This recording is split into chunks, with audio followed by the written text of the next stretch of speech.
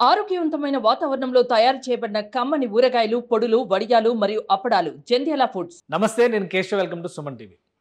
జాతీయ సార్వత్రిక ఎన్నికలు దేశవ్యాప్తంగా లోక్సభకి సంబంధించి ఒక ఎన్నికల ఫెస్టివల్గా జరుగుతున్నటువంటి సందర్భం. అయితే బీజేపీ, భారతీయ జనతా పార్టీ జాతీయ రాజకీయాలని శాసించేటువంటి క్రమంలో 370 సీట్లు ఒంటరిగా ఆ పార్టీ సాధించడం, అలానే మిత్రపక్షాలతో కలిసి 400 సీట్లలో గెలుపు బావుట ఎగరేయడం.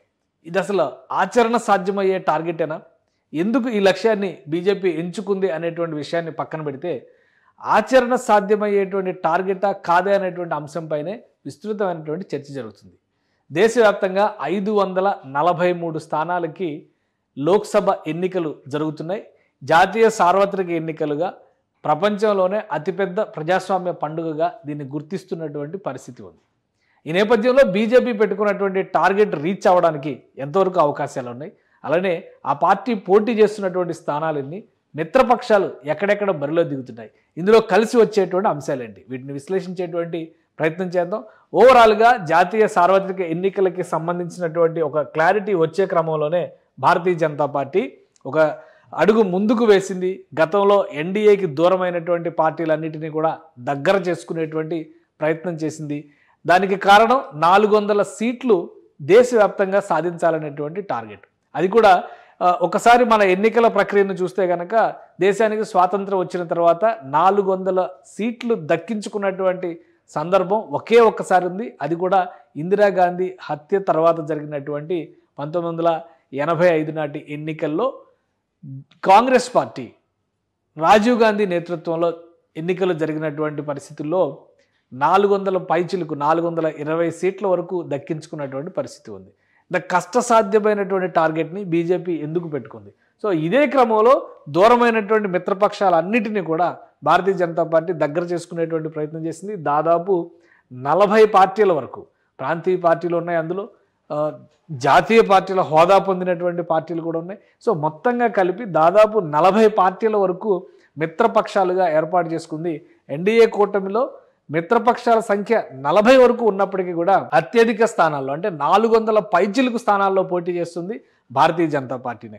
ఇంకొక విషయం, ఆసక్తికరమైనటువంటి విషయం ఏంటంటే 440కి పైగా స్థానాల్లో భారతీయ జనతా పార్టీ పోటీ చేస్తుంటే, ఈ కూటమిలో భారతీయ జనతా పార్టీ తర్వాత అతిపెద్ద పార్టీ తెలుగుదేశం పార్టీ.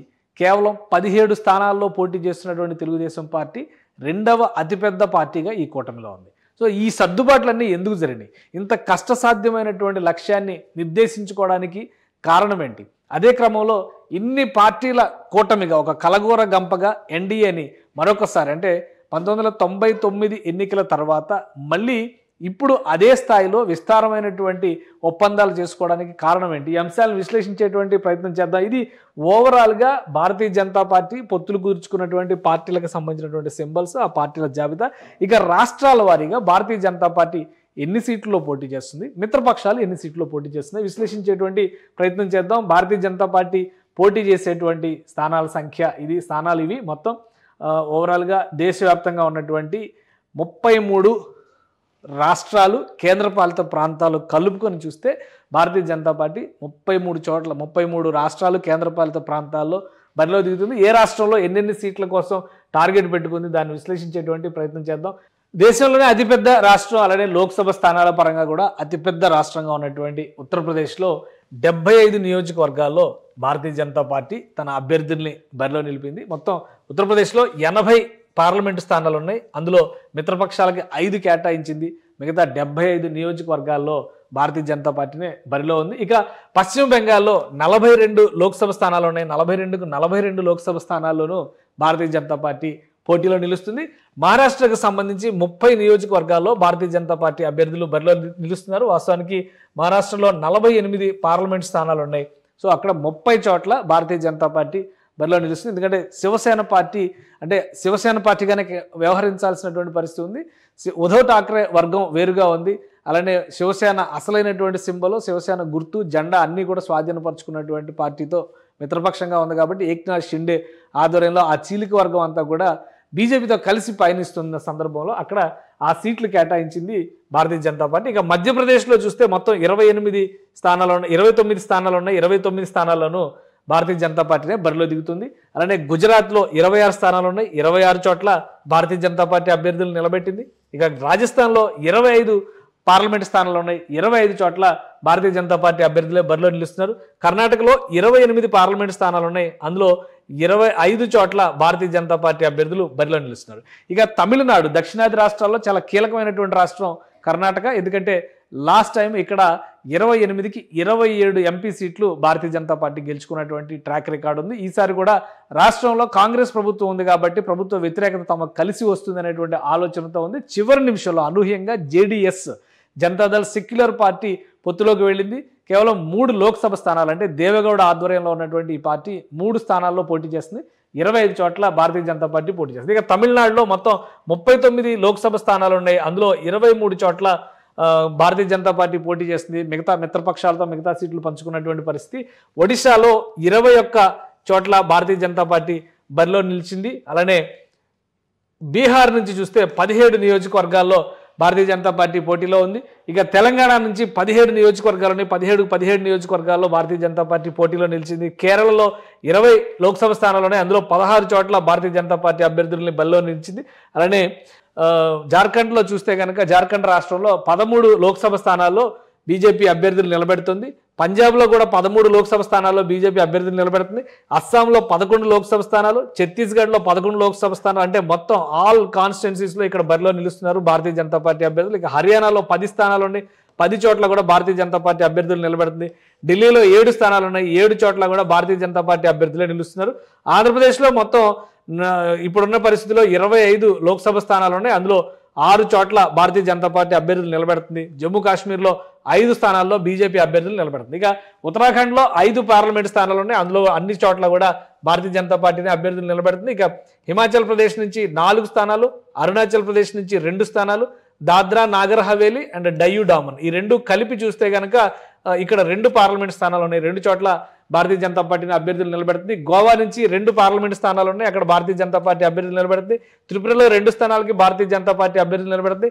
అండమాన్ నికోబార్ ఐలాండ్స్లో 1, చండీగఢ్కి సంబంధించి 1, లడాఖ్కి సంబంధించి 1, మణిపూర్కి సంబంధించి 1, మిజోరాంకి సంబంధించి 1, పుదుచ్చేరికి సంబంధించి 1, సిక్కింకి సంబంధించి 1, మొత్తం అన్ని చోట్ల ఒక్కొక్క నియోజకవర్గంలో భారతీయ జనతా పార్టీ తన అభ్యర్థులు నిలబెడుతుంది. ఇది ఓవరాల్గా దేశవ్యాప్తంగా భారతీయ జనతా పార్టీ అభ్యర్థులు నిలబెడుతున్నటువంటి నియోజకవర్గాలు. ఇక మొత్తంగా చూస్తే దేశంలో ఉన్నటువంటి అన్ని నియోజకవర్గాలని కలిపి చూసినప్పుడు భారతీయ జనతా పార్టీ ఎన్ని స్థానాల్లో పోటీ చేస్తుంటే మొత్తం 446 సీట్లలో భారతీయ జనతా పార్టీ తన అభ్యర్థుల్ని నిలబెడుతుంది. అంటే ఎవరు ఊహించినటువంటి నంబర్గా దీన్ని చూడాలి. మిత్రపక్షాలుగా 40 రాజకీయ పార్టీలు ఉన్నప్పటికీ కూడా ఇక్కడ చూస్తే మనకు అర్థమవుతుంది, 40 పార్టీల సింబల్స్ కనిపిస్తున్నాయి. 40 రాజకీయ పార్టీలు ఉన్నప్పటికీ కూడా కేవలం భారతీయ జనతా పార్టీనే 446 చోట్ల పోటీ చేస్తుంది.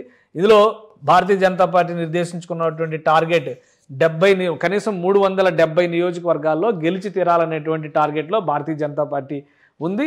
అంటే మ్యాక్సిమం రిజల్ట్ సాధించాలి అనేటువంటి సంకల్పంతోనే భారతీయ జనతా పార్టీ అధిష్టానం ఈ ప్రణాళికని సిద్ధం చేసింది. ఇక మిత్రపక్షాలకు సంబంధించి ఎన్నెన్ని సీట్లు కేటాయించింది అంటే ఇంత పెద్ద సంఖ్యలో భారతీయ జనతా పార్టీ పోటీ చేస్తున్నటువంటి కూటమిలో అతిపెద్ద పార్టీ అంటే రెండవ అతిపెద్ద పార్టీగా చూస్తే తెలుగుదేశం పార్టీ మాత్రమే కనిపిస్తుంది. 17 చోట్ల తెలుగుదేశం పార్టీ ఆంధ్రప్రదేశ్లో బరిలో ఉంది. సో ఆ లెక్కలు కూడా ఒకసారి మనం పరిశీలించేటువంటి ప్రయత్నం చేద్దాం. మిత్రపక్షాలు పోటీ చేస్తున్నటువంటి సీట్ల సంఖ్య ఇది. ఓవరాల్గా చూస్తే మిత్రపక్షాలు బరిలో నిలుస్తున్నటువంటి స్థానాలుగా మనం వీటిని చూడాల్సి ఉంటుంది. ఇందులో పెద్ద సంఖ్యలో పోటీ చేస్తుంది ఆంధ్రప్రదేశ్కు సంబంధించినటువంటి తెలుగుదేశం పార్టీనే ఎక్కువ సీట్లలో పోటీ చేస్తుంది. రెండవ అతిపెద్ద పార్టీ ఎన్డీఏలో బీజేపీ తర్వాత తెలుగుదేశం పార్టీనే. సో 17 లోక్సభ స్థానాలకి తెలుగుదేశం పార్టీ ఇక్కడ బరిలో నిలిచింది. ఏపీ నుంచి మొత్తం రాష్ట్రంలో 25 లోక్సభ స్థానాలు ఉన్నాయి, అందులో 17 చోట్ల పోటీ చేస్తుంది. ఇక జనతాదళ్ యునైటెడ్ బీహార్ నుంచి బరిలో ఉంది, 16 చోట్ల జనతాదళ్ యునైటెడ్ పోటీ చేస్తుంది. శివసేన పార్టీ 13 చోట్ల పోటీ చేస్తుంది. అంటే ఏక్నాథ్ షిండేకి సంబంధించినటువంటి పార్టీ ఇది. అయితే అసలైన శివసేన ఇదే అనేటువంటి గుర్తింపును కూడా ఎన్నికల సంఘం ఇచ్చింది కాబట్టి ఇదే అసలైన శివసేనగా మనం చూడాల్సి ఉంటుంది. ఉద్ధవ్ ఠాక్రే వర్గం ఐఎన్డీఏ కూటమిలో ఉంది కాబట్టి దాని లెక్కను మనం చూడాల్సినటువంటి అవసరం లేదు. సో మహారాష్ట్రలో బలమైనటువంటి కూటమిగా చెప్పుకునే వాళ్ళు ఒకప్పుడు, ఇప్పుడు చీలికల నేపథ్యంలో ఎలా ఉంటుంది అనేది మొదటి ఎన్నిక ఇది. మహారాష్ట్రలో చూడాల్సినటువంటి మొదటి ఎన్నిక. తర్వాత పట్టాలు మక్కల్ కచ్చి అంటే పిఎంకే పార్టీ, గతంలో మోపనార్ లాంటి కీలకమైనటువంటి నాయకులు రిప్రజెంట్ చేసినటువంటి పార్టీ ఇది. ఇప్పుడు తమిళనాడులో 10 సీట్లు ఈ పార్టీకి కేటాయించింది భారతీయ జనతా పార్టీ. అలానే లోక్ జనశక్తి పార్టీ రామ్ విలాస్ పాస్వాన్ వర్గం బీహార్లో 5 సీట్లలో బరిలో దిగుతుంది. ఇక నేషనలిస్ట్ కాంగ్రెస్ పార్టీ అక్కడ కూడా చీలిక జరిగింది. ఎందుకంటే మహారాష్ట్రకు సంబంధించినటువంటి కీలకమైనటువంటి పార్టీలు రెండు కూడా చీలిక బాట పట్టినటువంటి పార్టీలుగా మిగిలాయి. అందులో ముఖ్యమైనటువంటివి శివసేన పార్టీకి సంబంధించి ఏక్నాథ్ షిండే వర్గం ఒకవైపు ఉంటే అశోక్ పవార్ వర్గం ఇక్కడ నేషనలిస్ట్ కాంగ్రెస్ పార్టీని మరొక కూటమిగా మార్చినటువంటి పరిస్థితి. అది కూడా అసలు పార్టీ ఇదే అనేటువంటి గుర్తింపును కూడా పొందేటువంటి ప్రయత్నం చేసింది. నేషనలిస్ట్ కాంగ్రెస్ పార్టీ ఇక్కడ 4 చోట్ల పోటీ చేస్తుంది మహారాష్ట్ర నుంచి.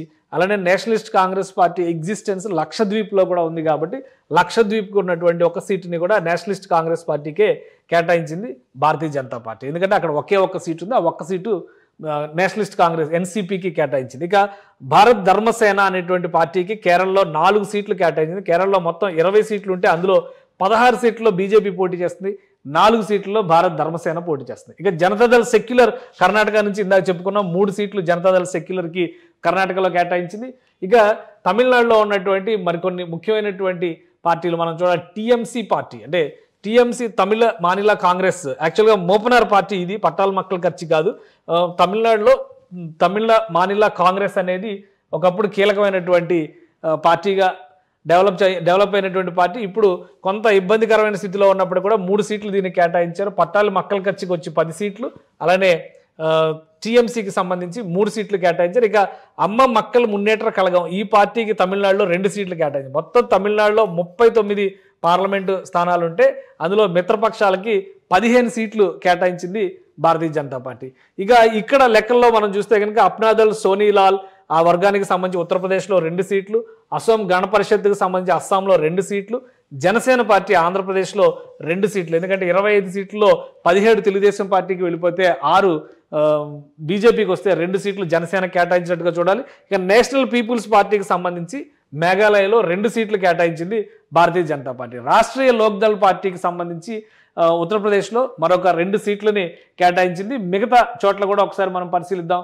ఆల్ జార్ఖండ్ స్టూడెంట్స్ యూనియన్ దీనికి 1 సీటు జార్ఖండ్లో, అలానే హిందుస్థానీ అవామీ మోర్చా బీహార్కి సంబంధించినటువంటి పార్టీ 1 సీటు, స్వతంత్ర అభ్యర్థి తమిళనాడుకు సంబంధించినటువంటి స్వతంత్ర అభ్యర్థికి 1 సీటు, నాగా పీపుల్ ఫ్రంట్ ఆ పార్టీకి 1 seat, Nationalist democratic progressive party అది నాగాలాండ్కి సంబంధించినటువంటి పార్టీ, నాగా పీపుల్ ఫ్రంట్ వచ్చి మణిపూర్లో ఉంది, ఈ నేషనలిస్ట్ డెమోక్రటిక్ ప్రోగ్రెసివ్ పార్టీ వచ్చి నాగాలాండ్లో ఉంది, 1 సీటు కేటాయించింది. ఇక రాష్ట్రీయ లోక్ మోర్చా బీహార్లో 1 సీటు దక్కించుకున్నటువంటి పరిస్థితి ఉంది. సుహేల్ దేవ్ భారతీయ సమాజ్ పార్టీ ఉత్తరప్రదేశ్లో ఈ పార్టీకి 1 సీటు కేటాయించింది. రాష్ట్రీయ సమాజ్ పక్ష మహారాష్ట్రకు సంబంధించినటువంటి పార్టీ 1 సీటు కేటాయించింది. యునైటెడ్ పీపుల్ పార్టీ లిబరల్ అస్సాంకి సంబంధించి 1 సీటు కేటాయించింది. సో ఓవరాల్గా చూస్తే మిత్రపక్షాలకి సంబంధించినటువంటి సీట్ల సంఖ్య 97 మాత్రమే. 446 చోట్ల భారతీయ జనతా పార్టీ 46 చోట్ల భారతీయ జనతా పార్టీ పోటీ చేస్తుంది, 446 చోట్ల. అలానే ఇక్కడ చూస్తే కనుక 97 చోట్ల మిత్రపక్షాలు పోటీ చేస్తున్నాయి. మొత్తం కలిపి 543 సీట్లు ఇప్పుడు బరిలో ఉన్నటువంటి పార్టీలు. ఇది ఓవరాల్గా భారతీయ జనతా పార్టీ ఏర్పాటు చేసుకున్నటువంటి మిత్రపక్షాల ద్వారా సీట్ అడ్జస్ట్మెంట్ ద్వారా చేసుకున్నటువంటి ఒడంబడిక. అయితే రాష్ట్రాల వారీగా చూసినప్పుడు ఈ అంశాలను దృష్టిలో పెట్టుకుని రాష్ట్రాల వారీగా చూసినప్పుడు ఉత్తరాదిలో మినహా దక్షిణాది రాష్ట్రాల్లో భారతీయ జనతా పార్టీకి అంతగా పట్టులేదు. మొత్తం దక్షిణాది రాష్ట్రాల్లో 129 లోక్సభ స్థానాలు ఉన్నాయి. ఈ నేపథ్యంలో దక్షిణాది రాష్ట్రాల్లో బీజేపీ సాధించబోయేటువంటి మిత్రపక్షాల ద్వారా సాధించబోయేటువంటి సీట్లపైనే ఆశ పెట్టుకుంది. మరొక వైపు ఉత్తరాదిన గత ఎన్నికల్లోనే గుజరాత్లో క్లీన్ స్వీప్, అలానే మధ్యప్రదేశ్లో దాదాపుగా క్లీన్ స్వీప్ చేసినటువంటి పరిస్థితి, 1 సీటు మినహా. రాజస్థాన్లో క్లీన్ స్వీప్ చేసినటువంటి పరిస్థితి, ఢిల్లీలో ఉన్నటువంటి 7 సీట్లు దక్కించుకున్నటువంటి పరిస్థితి. అలానే ఉత్తరప్రదేశ్లో మొత్తం 80 సీట్లు 63-64 సీట్లు భారతీయ జనతా పార్టీ గెలుచుకున్నటువంటి పరిస్థితి ఉంది.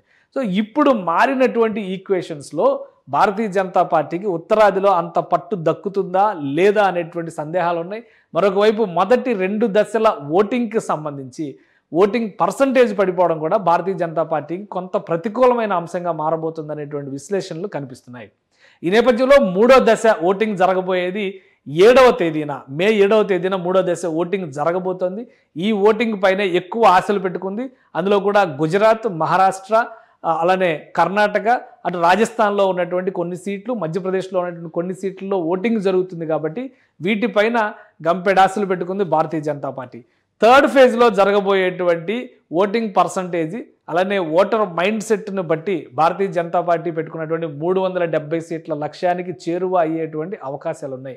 ఒకవేళ మూడవ దశ ఓటింగ్ కనుక పేలవమైన ఓటింగ్ నమోదైనప్పటికీ, అంటే పర్సంటేజ్ విషయంలో తక్కువ ఓట్లు నమోదైతే కనుక రాబోయేటువంటి 4-5 దశల్లో ఎక్కువ శాతం దక్షిణాది రాష్ట్రాల ప్రభావం ఉంటుంది కాబట్టి, ఎందుకంటే ఇప్పటికే దక్షిణాదిలో తమిళనాడు, కేరళలో పూర్తిగా ఓటింగ్ కంప్లీట్ అయిపోయింది. అలానే కర్ణాటకలో సగం భాగం ఓటింగ్ కంప్లీట్ అయిపోయినటువంటి పరిస్థితి ఉంది. సో 4-5 ఫేజుల్లో కొద్ది భాగం మాత్రమే, అంటే తెలుగు రాష్ట్రాల్లో ఓటింగ్ మిగులుతుంది, ఉత్తరాదిలో కొద్ది భాగం మిగిలేటువంటి అవకాశం ఉంది. ఎందుకంటే 4-5 ఫేజుల్లో మొత్తంగా జరిగేటువంటి ఓటింగ్ శాతం కూడా చూస్తే, ఓటింగ్ జరిగేటువంటి నియోజకవర్గాల సంఖ్య చూస్తే కూడా 60-70 నియోజకవర్గాలకు మించి లేనటువంటి పరిస్థితి ఉంది. కాబట్టి భారతీయ జనతా పార్టీ ఆశలన్నీ కూడా మూడో దశ ఓటింగ్ పైన ఎక్కువగా పెట్టుకున్నాయి. ఇక్కడ అనూహ్యమైనటువంటి ఓటింగ్ పర్సంటేజ్ కనుక నమోదైతే బీజేపీ ఆశించినటువంటి లక్ష్యానికి చేరువైనట్టుగా భావిస్తున్నారు. ఒకవేళ అక్కడ ఫలితాలు కనుక ఆశించిన స్థాయిలో లేకపోతే కనుక దీని ప్రభావం ఓవరాల్ రిజల్ట్ మీద పడేటువంటి అవకాశం ఉంది. బీజేపీ స్థానాలు తగ్గి సంకీర్ణం దిశగా కనుక రిజల్ట్ వచ్చే పరిస్థితులు ఉంటే కనుక దేశవ్యాప్తంగా మరొకసారి సంకీర్ణ యుగం ప్రారంభమైనట్టుగా కూడా చూడాల్సి ఉంటుంది. సో ఈ అంచనాలన్నింటినీ దృష్టిలో పెట్టుకొని చూస్తే కనుక భారతీయ జనతా పార్టీ ఇప్పుడు 7వ తేదీన జరగబోయేటువంటి పోలింగ్ పైనే ఎక్కువ ఆశలు పెట్టుకుంది. అలానే కూటమిలోని మిత్రపక్షాలకు సంబంధించి అతిపెద్ద పార్టీలుగా ఉన్నటువంటి వాటిని తన హక్కును చేర్చుకునేటువంటి ప్రయత్నాలు కూడా చేస్తున్నట్టుగా తెలుస్తుంది. సో ఈ ఈక్వేషన్స్ అన్ని ఎంతవరకు ఫలిస్తాయి, ఓటర్ దేవుడు ఎంతవరకు బీజేపీకి అనుకూలంగా వ్యవహరిస్తారనేటువంటి ఆశలన్నీ మూడో ఫేజ్ ఓటింగ్తోనే తేలిపోతాయని చెప్పడంలో ఎలాంటి సందేహం లేదు. సుమన్ టీవీలో మీ పర్సనల్ అండ్ బిజినెస్ ప్రమోషన్స్ కోసం కింది నెంబర్కి కాంటాక్ట్ చేయండి.